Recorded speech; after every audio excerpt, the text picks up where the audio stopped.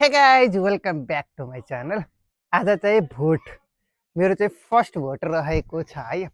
I think 24 वर्ष भयो होला। 24 वर्षपछि पहिलोचोटि भोट हाल्न जाँदैछु। थाहा छैन, अहिले चाहिँ 6:30 बजिसक्यो है।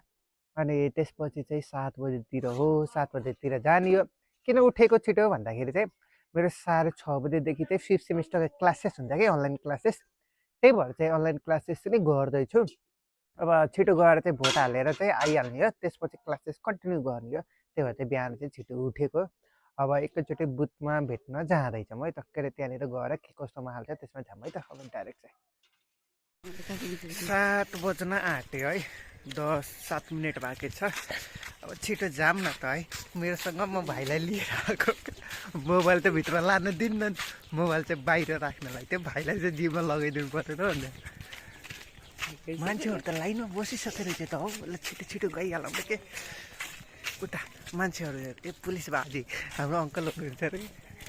म गइहालेँ भित्रतिर। मैले चाहिँ भोट पनि हालेँ। पहिलोचोटि हालेको, पहिलोचोटि नै भयो क्या भने मेरो बुटबाट त जस बिहान चाहिँ जाँदाखेरि लाइन चाहिँ बस्नु पर्दैन, भिड चाहिँ हुँदैन भनौँ न। अनि त्यसपछि चाहिँ के छ भन्दाखेरि चाहिँ मेरो 7 बजे के अरे 6:30 बजेको पनि क्लासेस थियो नि त। क्लासेस भएको कारणले गर्दाखेरि पनि म चाहिँ बिहान चाहिँ छिटो चाहिँ गएँ। अनि क्लासेस चाहिँ पढाएर चाहिँ सकिसक्यो।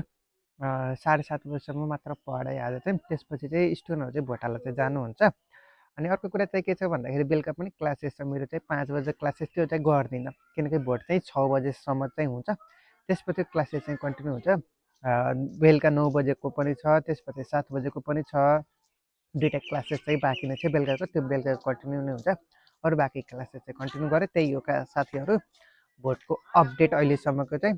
अब बुथमा चाहिँ गएर फेरि पनि हेर्नुपर्छ। अहिले चाहिँ लास्टै भिड भइसकेको होला। 8 बज्न आँटेछ, भिड चाहिँ भइसकेको छ। किन चलिरहेछ अरे निर्वाचन? एकदम भित्र राम्रोसँग चलिरहेछ के। हेरिदिन नाइट 5 बजिसकेको सिन है त साथीहरू। अझै स्टिल भिड छ। सबै चाहिँ मतपेटिका चाहिँ हेर्नलाई बस्नु भएको रहेछ।